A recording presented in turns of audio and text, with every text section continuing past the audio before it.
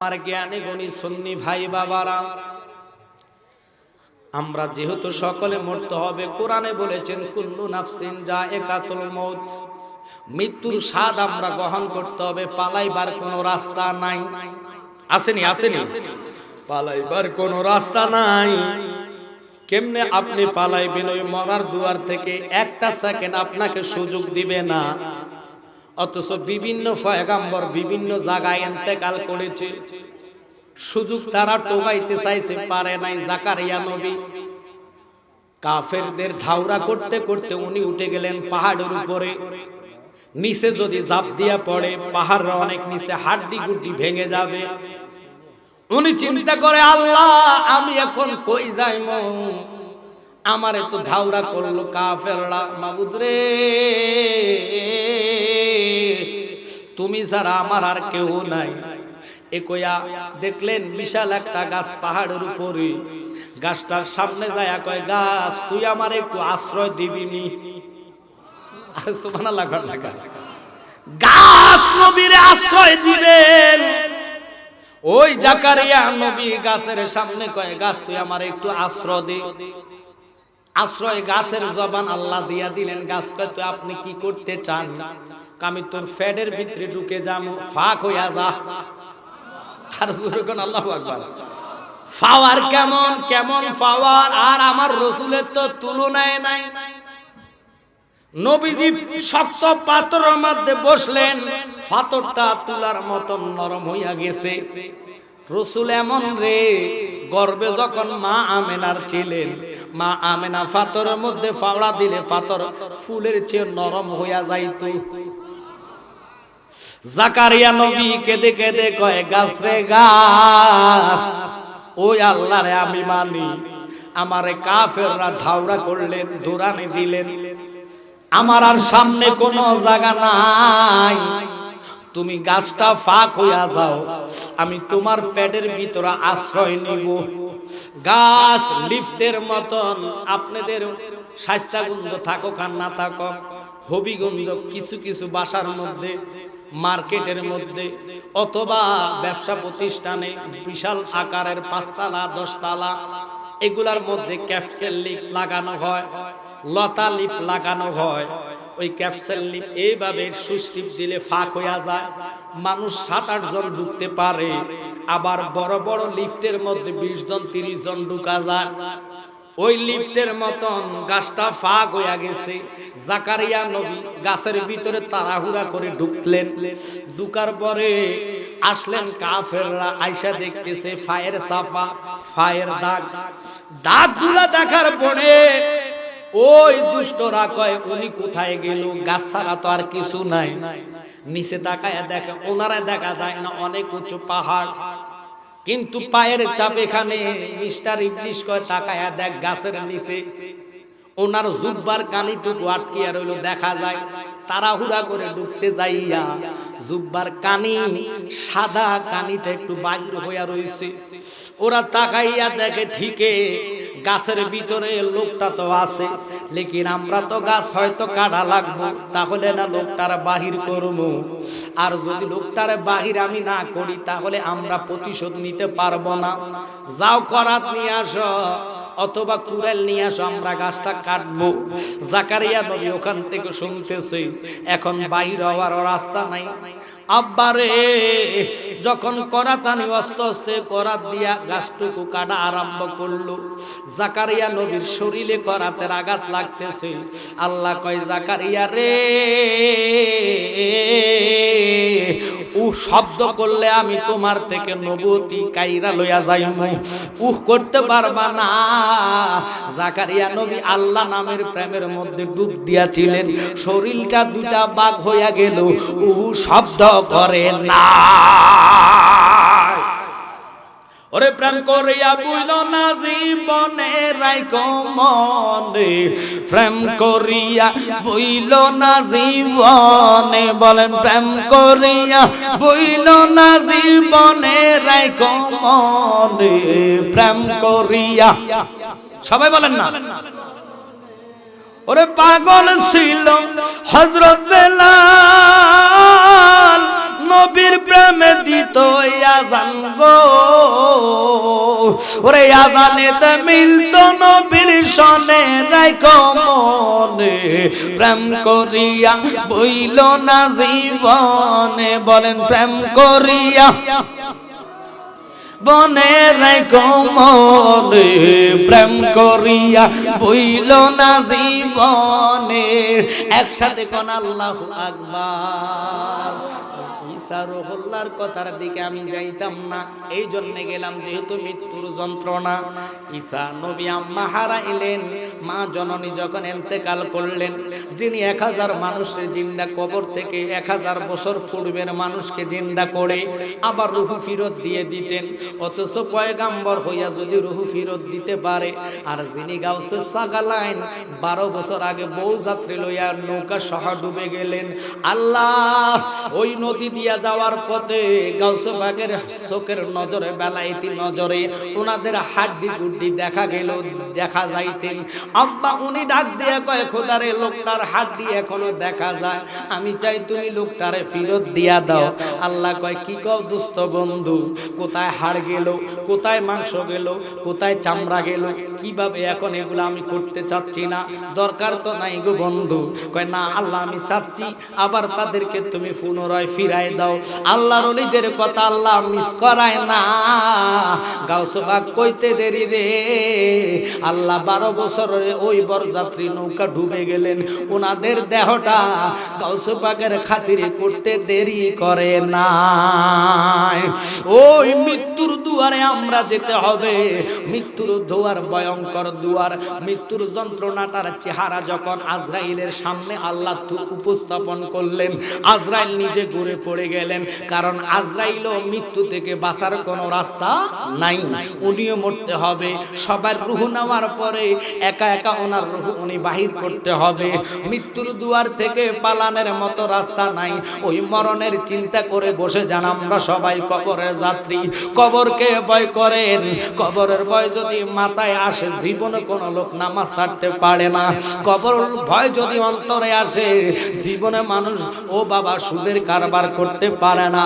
ওই কবরের চিন্তা চেতনা নিয়ে মহাব্বত আর ভালোবাসা নিয়ে যদি বসতে পারেন, একটু সময় দিলে আমার কামলিওয়ালা নবী আজকের জান্নাতে হাজির আছে। কারণ এখানে প্রত্যেকটা লোকের ঈমানওয়ালা লোক, ঈমানদারের জানের চাইতে নবী নিকটে। কথাটা বলেছেন আল্লাহ। ওই নবীর মৃত্যুর দুয়ারে আমরা চাই কি চাই না? একটু আওয়াজ করে বল, চাই কি চাই না?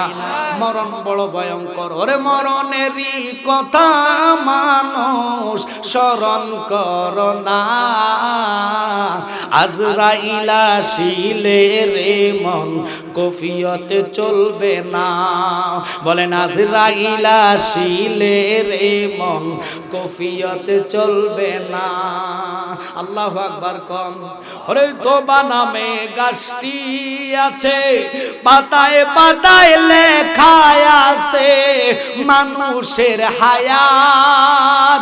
সেই পাতা জড়িয়ে গেলে, সেই পাতা জড়িয়ে গেলে মৌতের নিশানা।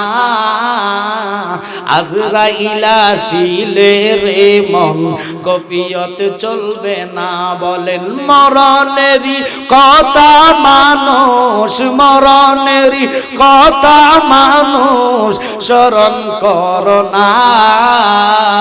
আজরাইল আসিলে রে মন কফিয়তে চলবে না। মৃত্যু তো জন্মেছি, মৃত্যু বরণ করতে হবে। ওই রূহ আমাদের দেহে 5টা রূহ, ও বাবা একটা রূহ কবজ করে নিয়ে যাবে আজরাইল। এই রূহ নেওয়ার আগে বড় যন্ত্রণা, বড় কষ্ট। কারো 40 দিন আগে খানা বন্ধ হয়ে যায়, খাইতে পারে না, মুখের সামনে নিলে খানা দানা বমি আসে, বমি হলো মুখে জোর জোর করে খানা চিপ্পা দেন, আয় খানা গাল দিয়ে পড়ে যাবে, খানা পেটে নিতে পারে না। কারণ আল্লাহ তোমার রিজিকে যতদিন রাখছে ততদিন তুমি পান করতে পারবা, আল্লাহ যদি না রাখে তুমি রিজিকে রাখার মতন ব্যবস্থা কোন রকমের নাই। খোদাই তো সব করে। ওই আল্লাহ তোমার রিজিক যতদিন রাখবে অতদিন তুমি খানা পান করতে পারবা। যেদিন মাওলা বন্ধ করে দিবে রে, ওদিন পৃথিবীর কোন ডাক্তার খাওয়াইতে পারবে না। ওই মাওলাকে রাজি খুশি করতে চাই কি চাই না? একটু জোরে জোরে কন্যা চাই কি চাই না? আমরা নবীর প্রেম অন্তরে জায়গা দিতে চাই কি চাই না? তাহলে অনুরোধ, ওই আল্লাহর নাম জপবেন সব সময়, রাসূলকে ভালোবেসে যাবেন, পাঁচ ওয়াক্ত নামাজ পড়ে যাবেন। মৃত্যুর যন্ত্রণা ভয়াবহ, আজরাইলের সামনে যন্ত্রণাটার চেহারা দেখাইতে দেরি, ওই মালাকুল মউত আজরাইল ঘুরে পড়তে দেরি না। আল্লাহ তারে আবার হুঁশ করাইলেন। হুঁশ করাইয়া কয়, আজরাইল রে,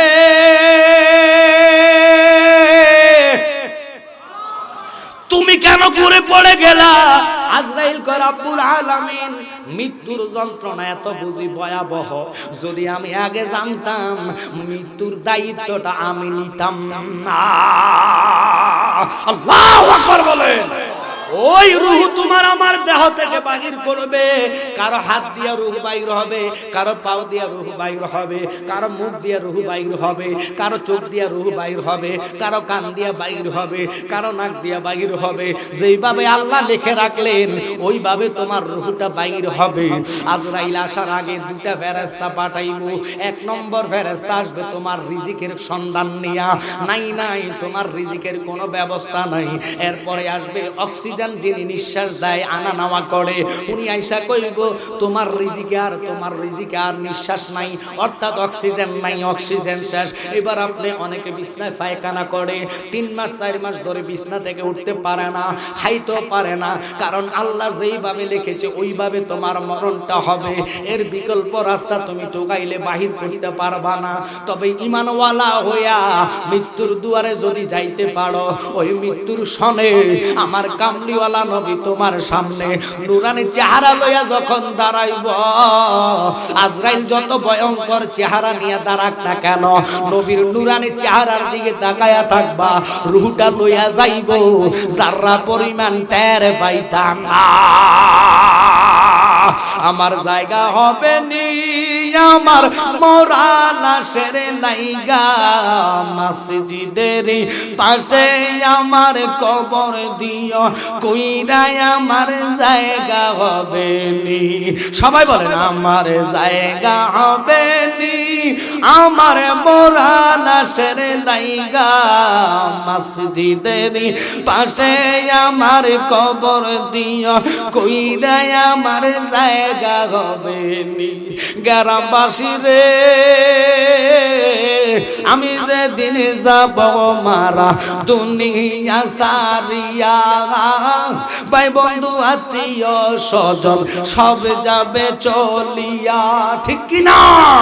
ওরে সম্ভব বলে মুনাজাতে রাইকো শরণ কইরাই আমার জায়গা হবে নি, আমার জায়গা হবে নি আমার মরা লাশের লাইগা, মসজিদের পাশে আমার কবর দিও, কইরাই আমার জায়গা হবে নি।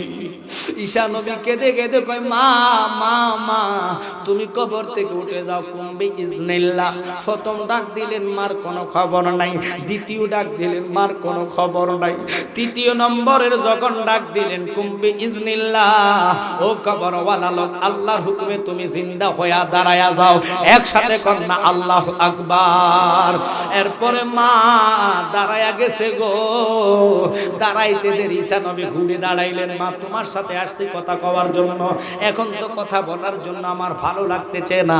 ফুত রাগ করস কেন? কেন কথা বলবি না? কই, আমি মানুষে একটা ডাক দিলে যথেষ্ট, তোমারে আমি 3টা ডাক দিলাম, তুমি কেন দেরি করলা? কই, ফুত, যখন তুমি আমার প্রথম ডাক দিলে আমি ছিলাম লামকামে, দ্বিতীয় ডাক দিলা আমি আসলাম সামায়ের দুনিয়াতে। 3 নম্বর ডাক যখন দিলা আমি আসলাম কয়বরেতে। পুত্রা করিস না রে, আমি আসতে দেরি হইয়া গেছে, আমার তুই অন্তত আল্লাহর ওয়াস্তে ক্ষমা কর, আমার দিকে তাকা। আজকে কেন ডাক দিলে আমারে? মা তুমি তো একজন পয়গম্বরের আম্মা, ঈসা রুহুল্লাহ কয় তুমি আমার মা, তোমার মর্যাদা আলাদা সম্মান আল্লাহ দিয়েছেন। বলো তো গো মা, আমি কাউকে এই প্রশ্ন করি নাই, তোমারে প্রশ্ন করলাম মৃত্যুর যন্ত্রণা তোমার কাছে কিরকম লাগছে, মরার কষ্টটা কিরকম লাগছে। আমি তোমার সন্তান ঈসা রুহুল্লাহ, তুমি মার জবানে শুনলে আমার কলিজাটা ঠান্ডা হইয়া যাইবা। সালাতুন ইয়া রাসূলুল্লাহ আলাইকুম সালামুন ইয়া,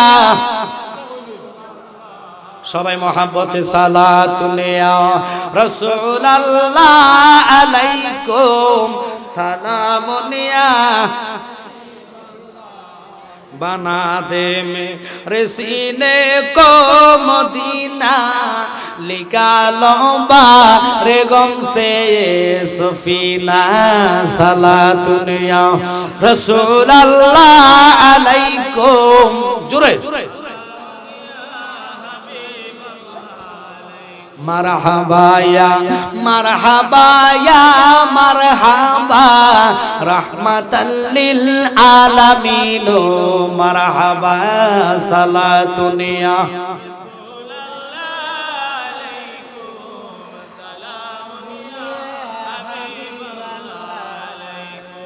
বাজান খুব খেয়াল করে বসুন, এখন মাঠে যাবেন, খেয়াল করবেন, মাত্র আধা ঘন্টা হয়েছে মাইক ধরছে। তো এবার আল্লামা তাহিরি ভাই আসলে আমার মনে হয় এটা জাগ হবে, তবে আপনারা বিছনা অথবা খেরের ব্যবস্থা করেন। আপনাদের দিকে বন কয় মনে হয়, এগুলারে কি কয় নিচে যে বিছাইছে বন বন বন, ফাউরুটি কই না বান, ওই বন নিয়ে আসেন তাড়াতাড়ি আইনের বিছানের ব্যবস্থা করেন। এখন এই অবস্থা। তো আল্লামা তাহিরি ভাই আসলে আল্লাহ আল্লাহ আল্লাহ, আজকে তো আপনাদের রাস্তা রাস্তা সব দাবাইয়ে ফেলবে। মারহাবা কর, আমরা খুশিতে আছে, আনন্দতে আছে। আজকের এই কনফারেন্স দেখিয়া এক জাতের কলিজা জ্বলতাছে। আজকে বৃষ্টিটা হইল না কেরে, কথা কন ঢাকা, ওদের গালে ফাতলা জুতার বাড়ি, কথা কন ঠিক কিনা? লাভ নাই, যত হিংসা করবো আল্লাহ তত বাড়াবে, কথা কন ঠিক কিনা? হিংসা করা ঠিক না। অন্তরে রসুলের মহাব্বত নিয়ে হিংসা নিন্দা বাদ দিয়ে রসুলের মহাব্বতে বসে যান। আজকের এই জান্নাতের ময়দান এটা আলোড়ন হয়ে থাকবে ইনশাআল্লাহ। আমি অনুরোধ করব একটু মনোযোগ। আমরা তো সবাই মরার যাত্রী, ওই মৃত্যুর যন্ত্রণার কথা বলেছে। মৃত্যু লোকের কাছে সবচেয়ে অসহায় সময়টা কখন বলে যাবো আজকে বাবা, খুব খেয়াল করেন। আমার রসুলের ভালোবাসা নিয়ে বসে যান। আমরা নবীর প্রেমিক, আমরা নবীর সৈনিক, আমরা নবীকে ভালোবাসি এই জন্যে, কারণ নবীওয়ালা হইয়া, নবীর প্রেমিকওয়ালা হইয়া, নবীর গোলামওয়ালা হইয়া যখন কবরে যাবেন, মৃত্যুর দুয়ারে যাবেন, আত্মীয় স্বজন কেউ লাগবে না, নবী আপনাকে তরাইতে আসবে। কারণ আমরা গজলের মধ্যে বলি নবী তরানেওয়ালা, নবী বাঁচানেওয়ালা, নবী তরান, নবী বাঁচ, জানের চাইতে অধিক ভালো নবীকে বাসন, মান যদি দিতে হয় নবীকে দিও, বাজান ভালো যদি। সবাই একটু বলেন না আল্লাহর হাবিব দেখো, বলেন ভালো যদি বাসতে হয় নবীকে বাসন, মন যদি দিতে হয় নবীকে দিও। আহা সাকারাতের বিছানাতে কি যে যন্ত্রণা, বাজানে সাগরের পানি দিলে তৃষ্ণা মিটে না। ওরে কাউসারের পানি দিবেন, কাউসারের পানি দিবেন, তাহাকে জানো, মন যদি দিতে হয় নবীকে দিও, বাজানে ভালো যদি বাসতে হয় নবী। এ নবী তরানেওয়ালা, নবী বাঁচ, নবী তরানেওয়ালা, নবী প্রাণের চাইতে অধিক ভালো নবীকে বাসন মান যদি দিতে হয় নবীকে দিও।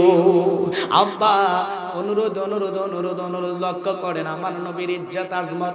ঈশা রহল্লা কান্দি কান্দি কয় মা আমাকে তুমি একটা বার বলো মরার যন্ত্রণা তোমার কাছে কিরকম লাগছে। মা হু হু করে কেঁদে কেঁদে কয় ফুট আর অন্য কোনো জানার বিষয় থাকলে জানতে পারো, মৃত্যুর যন্ত্রণার কথা তুমি আমাকে প্রশ্ন করলা, আমি কোন ভাষা দিয়ে তোমারে বুঝাইতাম? এই ভাষাটাই আমার কাছে নাই রে ফুট, আমার থেকে তুই প্রশ্নটা উঠাইয়া নে, অন্য কোনো প্রশ্ন থাকলে কর। কয় না মা আমি এটা জানার জন্য আসলাম, কারণ তুমি আমার আম্মা, আমি পয়গাম্বর, আল্লাহ সার্টিফিকেট দিলেন আমাকে নবুয়তের, তুমি আমারে বলো আমার মা হইয়া তোমার যন্ত্রণাটা আল্লাহ কিরকম দিলেন একটু খেয়াল করেন বাবা। পয়গাম্বরের মা কেঁদে কেঁদে কয় ফুট জীবন্ত 70টা উট একসাথে দাঁড় করায়া জবা না কইরা তার মাথা থেকে চামড়াগুলা টেনে টেনে পিছনের দিকে চলাইতে ওই উটটার যত কষ্ট লাগছে তোর মার তার চেয়ে 70 গুণ বেশি যন্ত্রণা মৃত্যুর সময় লেগেছে। উপায় নাই উপায় নাই উপায় নাই, মরণ যখন আসবে পাশে সবাই কাঁদবে আমার পাশে, কিন্তু কারো করার কিছু না। এই অবহেলায় কেন দিন কাটাইবেন? 5 ওয়াক্ত নামাজের আগে ঈমানওয়ালা হন, ঈমানওয়ালা হইয়া সিজদা দেন। আমি জালালি গ্যারান্টি দিলাম ঈমানের কারণে নবী তোমার সামনে চলে আসবে। ওই কঠিন দিনে যদি তোমার যতই যন্ত্রণা কষ্ট দেখ না কেন, রাসূল যদি তোমার নুরানি কোলে লয় গো, যারা পরিমাণ কষ্ট তুমি বান্দা পাইতা না। কারণ নবী কয় উম্মত তোমার যদিও প্রথম পরীক্ষাটা মৃত্যুর দুয়ারে হয়, আজরাইল আসবে রূহ নেওয়ার জন্য, শয়তান আসবে ঈমান নষ্ট করার জন্য। এই জন্য মুর্শিদ ধরা ফরজ, রাগ করবেন না, ফির ধরে মৃত্যুর দুয়ারে যান, ফিরে বেলায়েতের ছায়া দিয়া মৃত্যুর দুয়ারে তোমারে আটকায়া রাখবে। বেলায়েতটা খামখেয়ালি মনে করেন না, দুনিয়ার পাওয়ার ক্ষমতা যেখানে শেষ ওখান থেকে বেলায়েত পাওয়ার শুরু। দুনিয়ার পাওয়ার ক্ষমতা যেখানে শেষ ওখান থেকে বেলায়েতি পাওয়ার শুরু। এখন কেউ হুজুর বেলায়েতটা কি? বেলায়েত কাহাকে বলে? যেমন লক্ষ্য করেন বাবা শাহজালাল ইয়েমেনি এরকম একটা টিস্যুর মতন নয়, আরো ওজনি নামাজের মশলা। ও বাবা সুরমা নদীতে বিছায়া দিলেন, বিছায়া কয় ও সুরমা নদী আমার এই মশলারে তুই ভিজাইস না, যেই বাবা আছে এইভাবে দাঁড় করাইবা। আবার নামাজের মশলাটারে ডাক দিয়া কয় নামাজের মশলা তুই প্রস্ত হ, লম্পা হ। সুবহানাল্লাহ কন্যাকা, তুমি প্রস্ত হও, লম্পা হও, তোমারে আমি বলে দিলাম তুমি প্রস্ত হইয়া যাও, বড় হইয়া যাও, আকারে বড় হও। কথাটা বলতে দেরি, আল্লাহর ওলির কথা শুনতে দেরি না। আল্লাহর ওলিদের কথা জানা নামাজের মশলা শুনে, নদীর পানি শুনে, মাছে শুনে, গাছে শুনে। কিন্তু আমরা মানুষ হইয়া ওই ওলি আল্লাহর অপবাদ যারা দেয় এরা হলো বড় খানে ডাকাত। অথচ আল্লাহ কোরআনে কাদিমের মধ্যে বললেন, লক্ষ্য করেন আমার দিকে খেয়াল করবেন, আল্লাহ আগে বললেন আল্লাহু আকবার কোন, খবরদার খবরদার, ইন্না মানে নিশ্চয় আউলিয়াল্লাহি লা খাউফুন আলাইহিম ওয়া লা হুম ইয়াহজানুন। এটা আমার বানাই না কথা না, এটা আল্লাহ নিজে কোরআনে বললেন। এখন যারা নবীর ইজ্জতের চাদর নিয়ে টানাটানি করে, আরে ওলি আল্লাহ জগতে আসতো না যদি নবীর আগমন না হইতো। নবী চিনিছি আলেম দিয়া নয়, নবী চিনিছি আমরা ওলি দিয়া। ওলি আল্লাহর জবানে নবী নবী শোনার কারণে ওই নবীর জন্য আমরা পাগল হয়েছি। ওই নবীর প্রেম কলিজায় জায়গা দেওয়ার দরকার আসেনি? আর জোরে বলেন আসেনি? ওরে বাবা লক্ষ্য করেন, মনোযোগ আর প্রাণ নিয়ে বসে যান। অনুরোধ করম এদিক সেদিক আলোচনা নয়, আপনাদের বসাইবার জন্য আমি একটু প্রেমে অনুরোধ থাকবে, না দাঁড়ায়া ফাঁকা জায়গা ফিল আপ করেন, আরো সামনে আগায়া বসে যান। এখনই মাঠ ফুরিয়ে গেছে, এখনো সময় আছে, একটু আগায়া মহাব্বতে বসেন আর দুরূদ পড়েন ইয়া রাসূলুল্লাহ, জোরে ইয়া রাসূলুল্লাহ, বাজান শুনেছি হাদিসে দেখিলে আপনাকে জীবনের গুনাহ জড়িয়ে পড়ে দিও গো দেখা গোলাম বলিয়া ইয়া রাসূলুল্লাহ সবাই বলেন জোরে ইয়া রাসূলুল্লাহ বলেন মান কারণ কি রাশিয়া সওয়াল করবেন বসাইয়া মান কারণ কি রাশিয়া সওয়াল করবেন দিবেন নবীজি পর্দা উঠাইয়া করিব সালাম কদম জড়াইয়া ইয়া রাসূলুল্লাহ জোরে ইয়া রাসূলুল্লাহ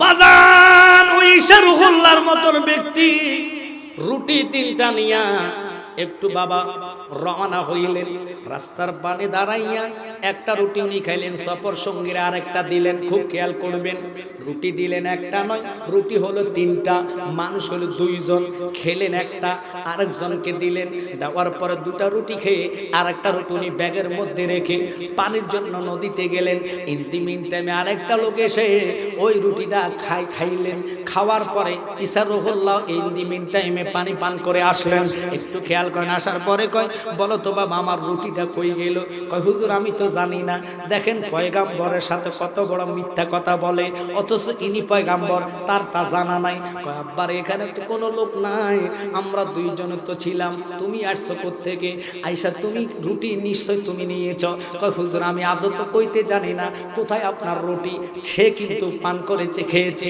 অথচ সে স্বীকার করে না দেখেন আল্লাহর পয়গাম্বরের সাথে মিথ্যা কথা বলে অনুরোধ করবো আপনাদেরকে ওই ইসারুল্লাহ যখন বললেন কুম্বি ইজনিল্লাহ আল্লাহর হুকুমে হরিণ তুমি জিন্দা হয়ে যাও সাথে সাথে হরিণের হাড্ডি এবং বালু থেকে হরিণ হয়ে লাফাইতেছে সুরের বাচ্চাটা তাকায়া রইছে তাকায়া তাকায়া তবু শিকার যায় না কিরে বাবা বলতো এবার রুটিটা নিল কেডা হুজুর আমি কইতাম ফাইতাম না দেখেন কত বড় জানোয়ার এরপর কলিজার মধ্যে ভয় ঢোকে না এরা যদি বাংলাদেশের প্রধানমন্ত্রী হয় উপায় আছে না আরো জোরে কোন উপায় আছে নি বুঝা নিবেন মানুষের হক পকেটে নিয়ে তারা জোর গলায় কথা বলবে এরকম লোক আমাদের দেশে আসেনি কারণ এরা হলো ওই লোক এদের হায়া মায়া ভয় নাই কলিজার মধ্যে মরার চিন্তা আসে না যদি চিন্তা মরার থাকতো রে কেমনে তুমি মরার দুয়ার থেকে পালাইবা পালাইতে যদি মানুষ পারতো তাহলে তো মানুষ জীবনে নামাজ পড়তো না জান্নাও তো নামাজ ছাইরা দেয় যে মৃত্যুর হাত থেকে পালাইবার কোনো রাস্তা নাই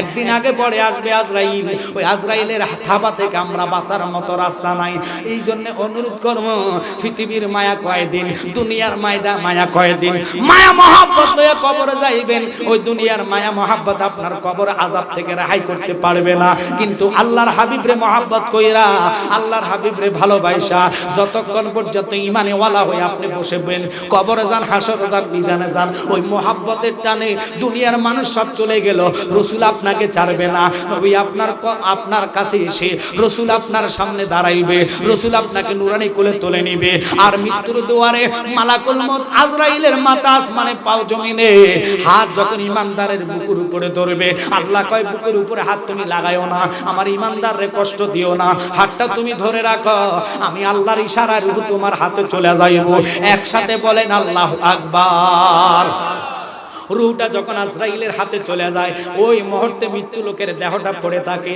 আত্মাটা চতুর্দিকে ঘোরাফেরা করে তাকায়া দেখে হায় হায় কেউ তো তার আপন না যতগুলাই আপন ছিল সবাই আইসা খবর নিব রে আমজাদ জালালি কখন মারা গেছে কইব অমুক টাইমে মারা গেছে অমুক জায়গায় অমুক খান থেকে লাশটুকু আসবে অথবা বাড়িতে মারা গেছে বাড়ির মধ্যে লাশ আছে কাপড় খোলো আমজাদ জালালির কোট খোলো জুব্বাটা তাড়াতাড়ি খুলে ফেলো খুলে মার্কিন কাপড় পরানোর ব্যবস্থা করো গোসলের রেডি করো কোন জায়গায় দাফন করবে ওই জায়গাটুকু দেখো তাড়াতাড়ি নির্ধারণ করো সবাই আইসা বলবে জানাজা কখন মৃত্যু লোকটা আপনার কাছে যাইবো আমার কাছে আসবে ভাইয়ের কাছে যাইবো ভাই রে ভাই আমার দেহ থেকে জামাগুলা খুইলো না আমার কাছে লজ্জা লাগে আমার কাছে কিরকম যেন ভয় লাগে কেউ তো আত্মার কথা শোনে না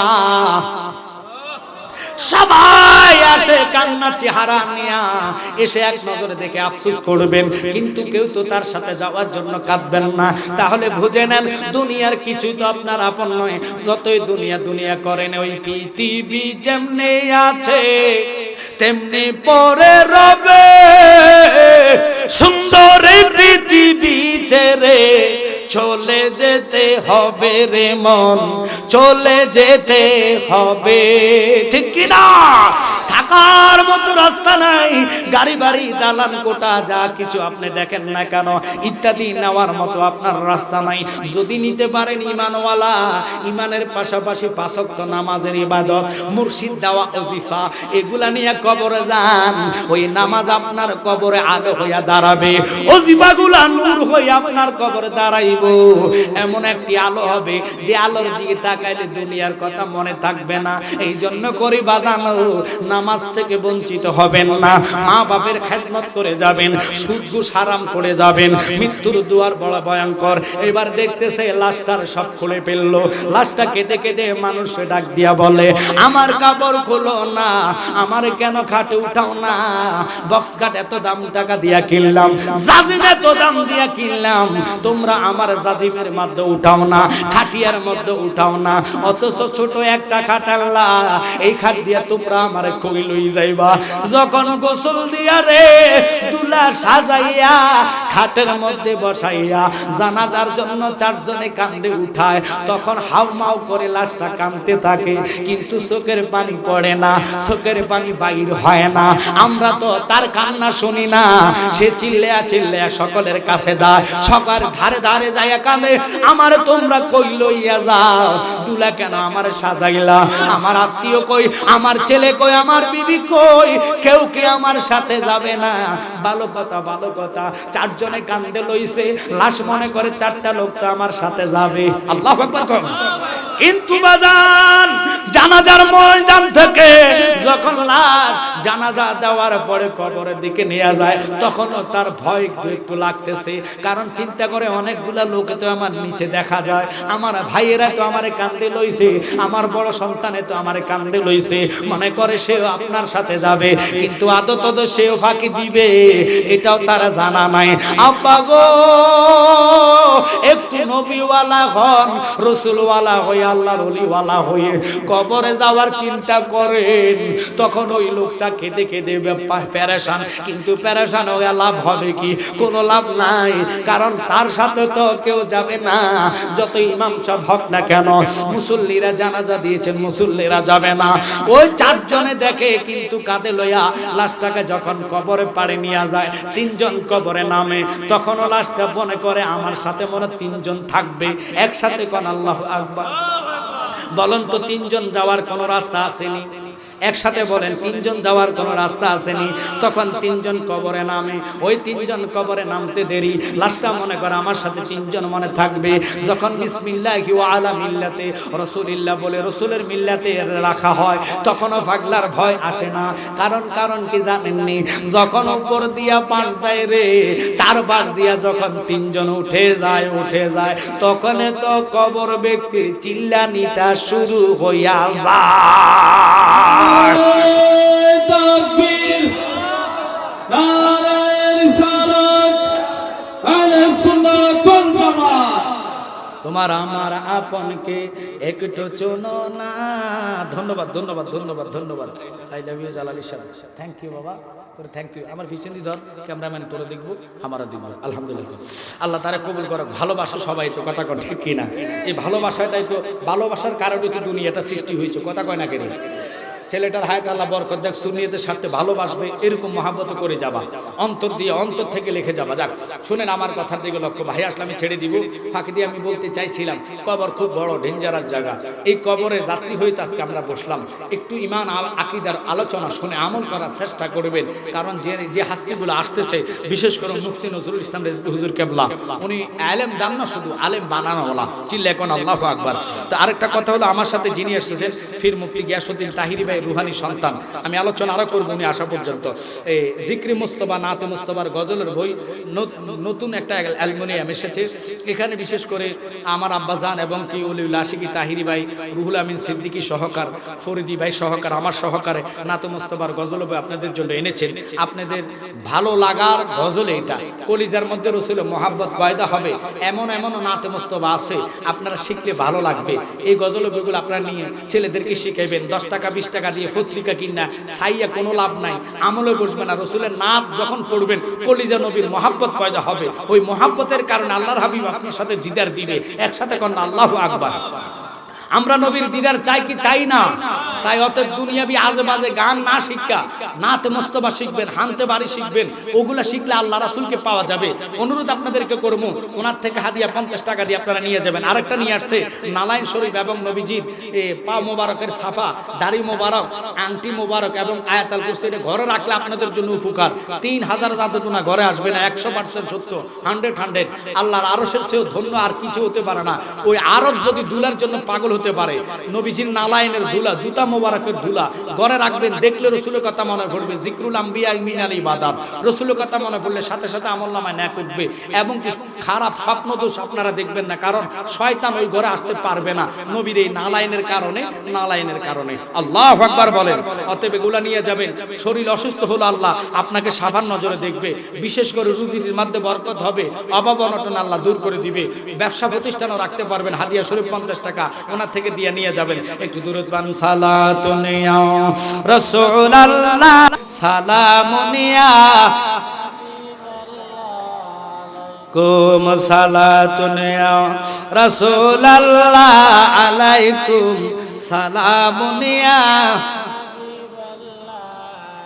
আসলে ঈমান রোয়ে কুরআন মগজে দিল, হাসতে হুব্বে রাহমাতাল লিল আলামিন, সালাতুন ইয়া রাসূলুল্লাহ আলাইকুম, সালামুন ইয়া হাবিবাল্লাহ।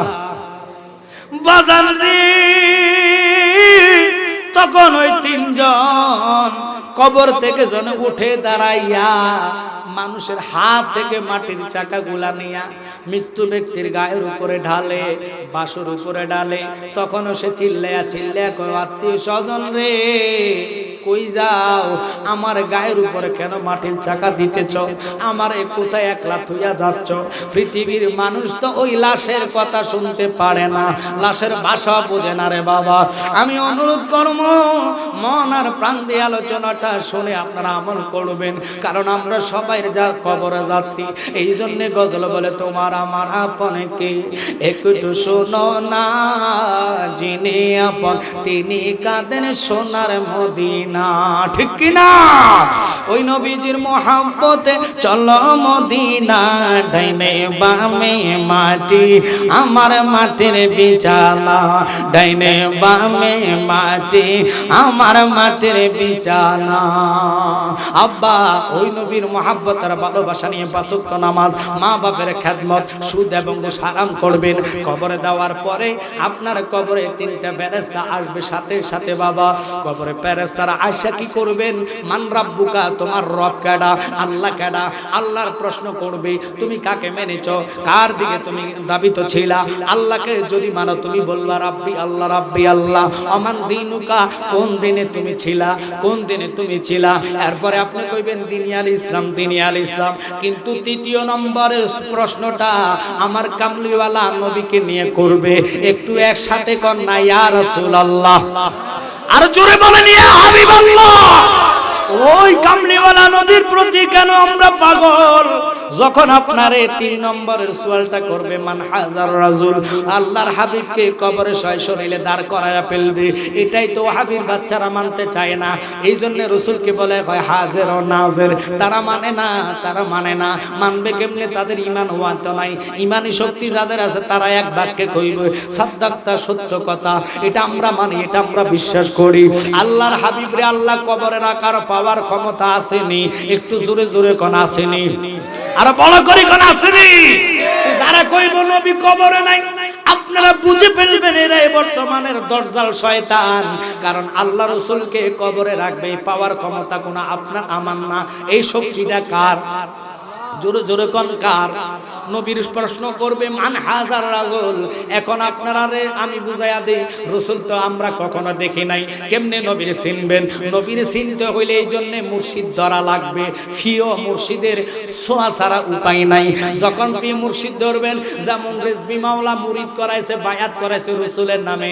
আমার মুর্শিদ গাজী আমির ইসলাম জালালি হুজুর কেবলা বায়াত করাইছে রাসূলের নামে। আমরা সবাই যারা বায়াত রাসূল, আমরা বায়াত হই নবীর হাতে। উসিলা জালালি, উসিলা বাবা রেজবি। তখন ওই রাসূল কয়, তোমরা কি কোরআনে কাদিমে শোনো নাই? আল্লাহ আমারে বলেছেন ইল্লা রাহমাতাল লিল আলামিন, আমি নবী রহমত। তোমার পীরের সুরুত ধরতে আমার দেরি লাগবে না। তোমার প্রিয় মুর্শিদের সুরুত নমুনা লইয়া আমি কামলিওয়ালা নবী তোর কবরে হাজির হইয়া যাইমু। নবী সুরুত ধরতে পারে, এটা অনেক মুলবিরা কইব জালালি এটা বানাতে কথা বইলা গেছে।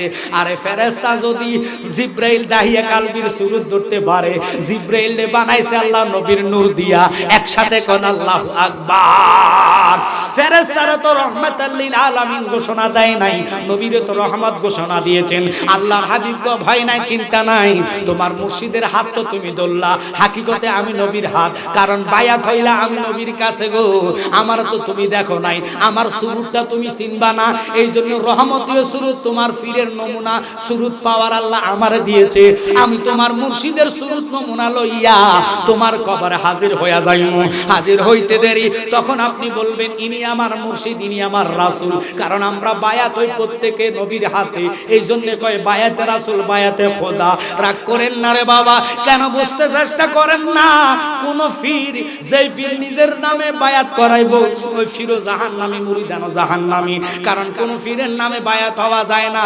আপনাদেরকে আজকে বলা যাইলাম, বায়াত হইতে হবে রাসূলের নামে। কোরআন বলে ইন্নাল্লাযীনা ইউবাইউনাকা ইন্নামা ইউবাইউনাল্লাহ ইয়াদুল্লাহি ফাওকা আইদিহিম। এটা আল্লাহর কথা বন্ধু।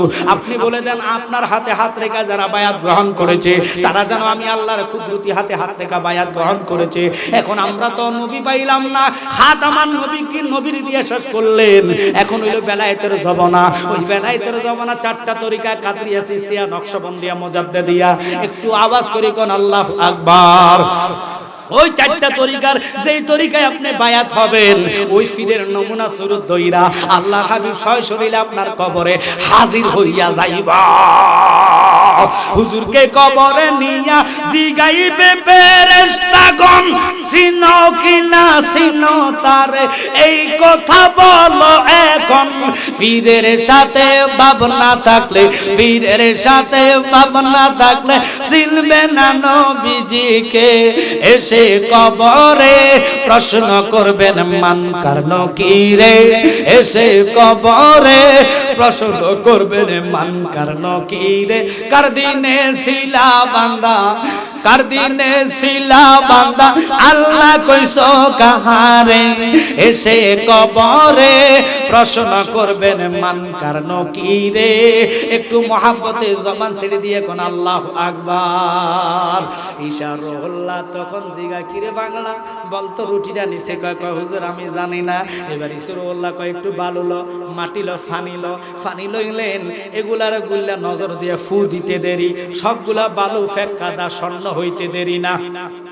আরো জোরে জোরে কন্যা আল্লাহু আকবার। এবার স্বর্ণ যখন হইয়া গেছে, সুরের মাথার মধ্যে বুদ্ধি আইছে।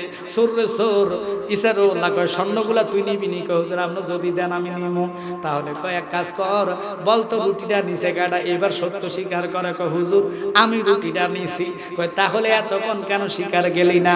মিথ্যা বললা কেন পাপ বাড়াস? মিথ্যার তো দরকার ছিল না। বলতেছে কি জানেননি, দেখ দেখ রে বাবা, কখনো মিথ্যা বলিস না। যা যা আমার যে স্বর্ণগুলা ছিল আমি এগুলা তোরে দিয়া দিলাম। পাগলা খুশি হইয়া স্বর্ণগুলা নিয়ে রওনা হইলেন। ঈসা নবীর জায়গায় চলে গেলেন। যাইতেছে ঈসার হল্লার পথে। এবার এই পাগলা স্বর্ণগুলা নিয়ে যাইতে প্রতিমধ্যে দুইটা ডাকাইতের সাথে দেখা হইল। তারা দেখা অস্ত্র ধরে কয় পাগলা তোর জীবন চাস না স্বর্ণ চাস? কয় আমারে ছাইরে দে, তোরা আমার স্বর্ণের দরকার নাই, তোদেরকে দিয়া দিলাম। এবার পাগলা কি কয় জানেননি? কয় বাবারে আমার তো এই স্বর্ণগুলা ছাড়া আর কিছু নাই। এক কাজ কর, আমার এই স্বর্ণগুলা 3 ভাগ কর, ভাগ করে তোরা অর্ধেক নে আমারে অর্ধেক দে। এই কথা কইছে রে ডাকাতরা, কত ভালো কথা, মারামারি করে স্বর্ণ নেওয়ার দরকার নাই, তোর প্রস্তাবে আমরা রাজি আছি। একটু লক্ষ্য করেন, কথা আছে লোভে পাপ, পাপে মৃত্যু। এবার তারা যখন সুযোগ দিলেন ভাগ করতেছে, কয় তোরা ভাগ কর, আমি বাজার থেকে কিছু নাস্তা নিয়ে আসি, আমরা তিনজন পান করবো নাস্তা খাইয়া, এরপরে যার যে ভাগ ভালো লাগে ওই বন্টকটুকু তোমরা নিবা। আল্লাহ, তখন ওই তিনজন কি করলেন, দুইজনে স্বর্ণ ভাগ করে বসে রইলেন, আর তে বাজার থেকে রুটির মধ্যে বিষ মিশাইয়া রুটিগুলা নিয়ে চলে আসলেন। এদিক দিয়ে দুজন যুক্তি করলেন, না তাদেরকে এইভাবে রাখা যাবে না, তাদেরকে জীবন্ত তারে মারা লাগবে, মারলেই তো তার স্বর্ণটা আমরা পাইব। ওই পাগলা বাজার থেকে রুটি নিতে যাইয়া বিষ মিশানো রুটিগুলা, বিষ মাখানো রুটিগুলা নিয়ে সামনে যাইতে দেরি রে, তার মাথার মধ্যে পায়ের মধ্যে কোপ দিয়া তারে মারতে দেরি না, চিল্লা কর নাউজুবিল্লাহ।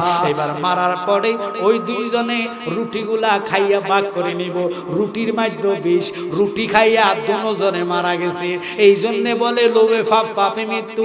অনুরোধ করবো, হিংসা, লোভ, লালসা এগুলা অন্তরের মধ্যে জায়গা দিবেন না।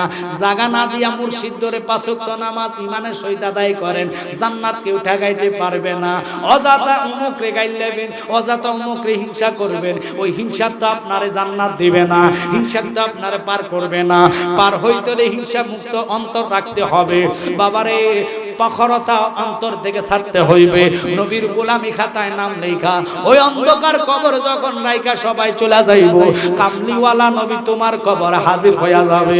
আর নুরুন আলা নূর নবী যদি একবার কবরে হাজির হইয়া যায়, নবীর নূরের তাজাল্লিতে অন্ধকার কবর তোমার আলো হইয়া যাইবা।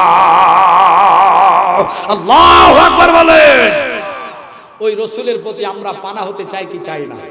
একসাথে বলতে হবে, অনেকের কথা আসে না, জোরে বলেন, পানা হতে চাই কি চাই না? তাহলে পানাদের জন্য আমি অনুরোধ করব, মা বাপের খেদমত আমরা চাই কি চাই না?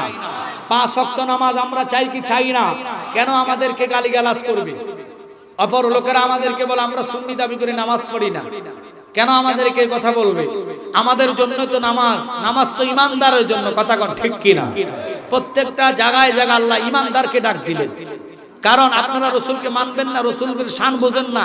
রসুল নিজেই তো প্র্যাকটিক্যাল মানে কোরআন, রসুল নিজেই প্র্যাকটিক্যাল কোরআন, কারণ কোরআনের মধ্যে সালাত শব্দটুকু আছে, নামাজের মানে শব্দটুকু নেই। আসতেছে নারায়ে তাকবীর।